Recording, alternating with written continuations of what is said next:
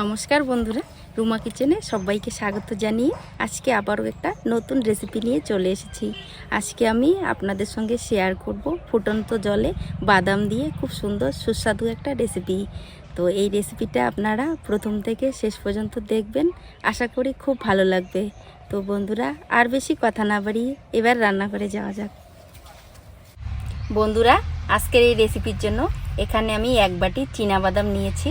তো বাদামটা একটু জল দিয়ে পরিষ্কার করে ধুয়ে আমি একটু সেদ্ধ করে নেব।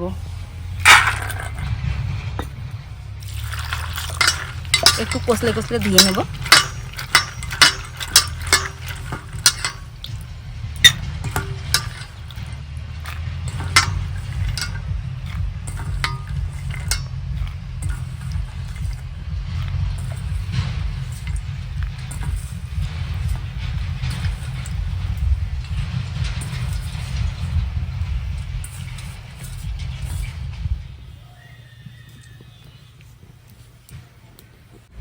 জলটা ভালো করে গরম করে নিয়েছি।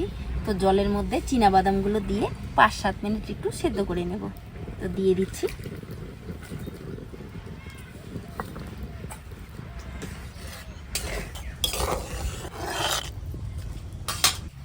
বন্ধুরা, বাদামটা আমি 5-7 মিনিট সেদ্ধ করে নিয়েছি। তো এবার একটা পাত্রে আমি তুলে নেব।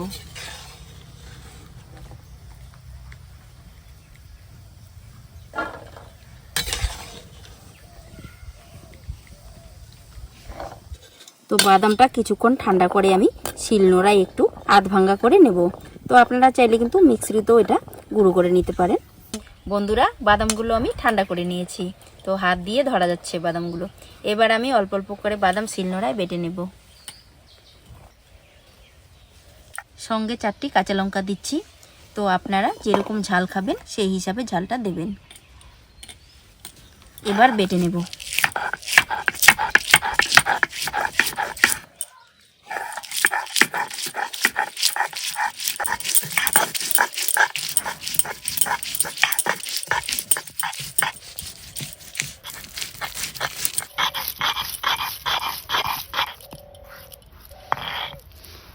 বাদামগুলো দেখুন একদম মিহি করে আমি কিন্তু বাটি নিয়ে নিই, একটু দানা দানা আছে, তাহলে খেতে ভালো লাগবে। এবার তুলে নিচ্ছি।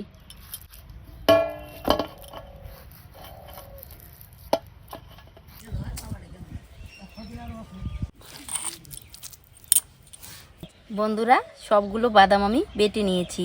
তো এবার কিছু উপকরণ মিশিয়ে নেব। তো প্রথমেই দিয়ে দিচ্ছি একটা আলু সেদ্ধ করা। আলুটা আমি আগে সেদ্ধ করে নিয়েছি, আর আলুটা আমি হাত দিয়ে ভেঙে নিয়েছি। এবার দিয়ে দিচ্ছি 1 চামচ কাশ্মীরি লঙ্কার গুঁড়ো, এতে করে কালারটা ভালো হবে। সামান্য হলুদের গুঁড়ো, পরিমাণ মতো লবণ, আর দিয়ে দিচ্ছি কিছুটা চিনি। তো চিনিটা দিলে পরে খেতে ভালো লাগে। তো আপনারা চাইলে দেবেন, আর না চাইলে নাও দিতে পারেন। তো আমি দিয়েছি। এবার দিয়ে দেবো একটা কুচি করে পেঁয়াজ। এবার সব কিছু একটু ভালোভাবে মেখে নেব। কিছুক্ষণ সময় নিয়ে এটা ভালোভাবে মেখে নিতে হবে।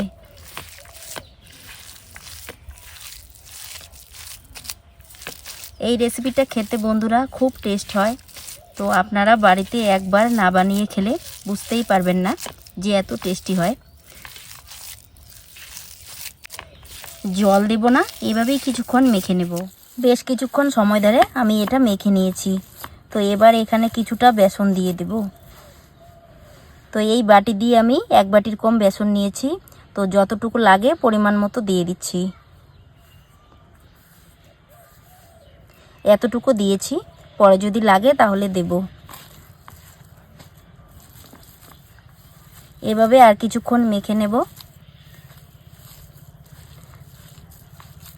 মনে হচ্ছে আর বেসন লাগবে না, এটা দিয়ে আমার মাখা হয়ে যাবে। একটু টাইট টাইট করে মেখে নিতে হবে। আপনাদের যদি জল জল মনে হয় তাহলে আর একটু বেসন দিতে পারেন।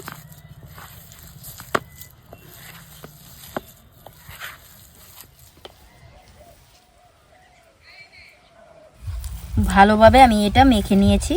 তো উনান জ্বালিয়ে এগুলো আমি এবার বানিয়ে নেব।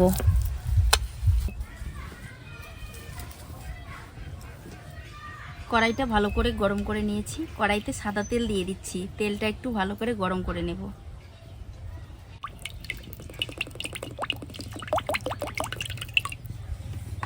বন্ধুরা, তেলটা আমি ভালো করে গরম করে নিয়েছি। তো এবার আমি এগুলো অল্প অল্প করে তেলে ছেড়ে দিচ্ছি।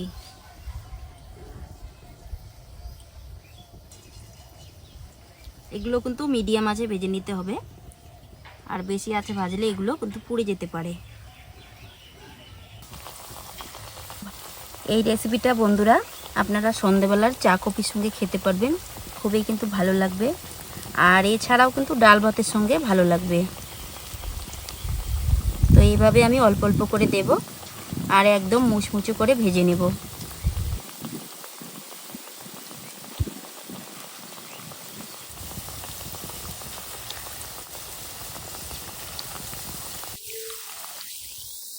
প্রথমে আমি এতটুকুই দেব, পরের ব্যাচে আমি বাকিগুলো ভেজে নেব। সবগুলো আমি উল্টে পাল্টে লাল করে ভেজে নেব। তো এগুলো এবার উল্টিয়ে নিচ্ছি।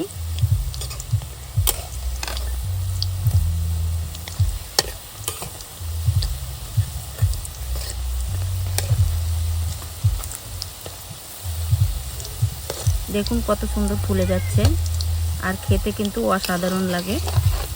তো এগুলো আমি মুচমুচে করে ভেজে নেব।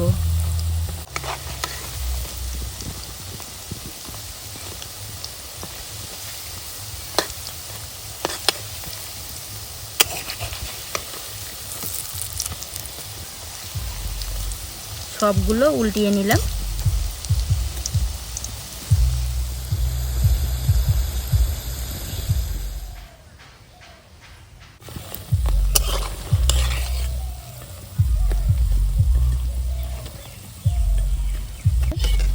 বন্ধুরা, সবগুলো আমি উল্টে পাল্টে ভেজে নিয়েছি। দেখুন কত সুন্দর হয়েছে, একদম কিন্তু ফুলে উঠেছে। তো এগুলো আমি তেল ঝরিয়ে তুলে নেব। একদম মুচমুচে করে ভেজে নিয়েছি।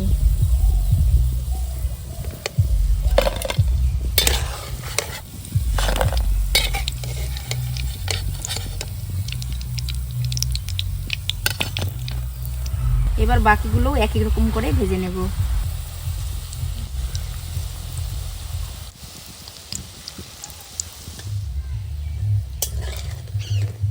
বন্ধুরা, আজকের এই ফুটন্ত জলে চীনা বাদাম দিয়ে রেসিপিটা যদি আপনাদের ভালো লাগে, তো আপনাদের কাছে আমার অনুরোধ রইল, আমার চ্যানেলটি লাইক, কমেন্ট, শেয়ার, সাবস্ক্রাইব করে রাখবেন।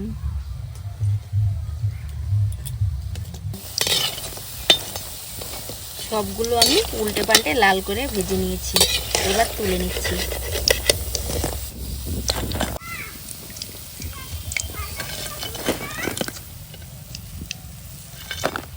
বন্ধুরা, আজকে দেখুন ফুটন্ত জলে চীনা বাদাম দিয়ে কত সুন্দর রেসিপিটা বানিয়েছি। দেখতে দেখুন কত সুন্দর হয়েছে, আর খেতে কিন্তু খুব ভালো লাগবে। তো এরকম রেসিপি আপনারা টিফিন হিসাবে কিন্তু খেতে পারবেন সকাল বিকাল চা কফির সঙ্গে, আর কিন্তু ডাল ভাতের সঙ্গেও খুব ভালো লাগবে। তো বন্ধুরা, আমি একটা আপনাদেরকে ভেঙে দেখাচ্ছি কীরকম মুচমুচা হয়েছে। একদম মুচমুচে হয়েছে, দেখুন ভেতরটাও কি সুন্দর।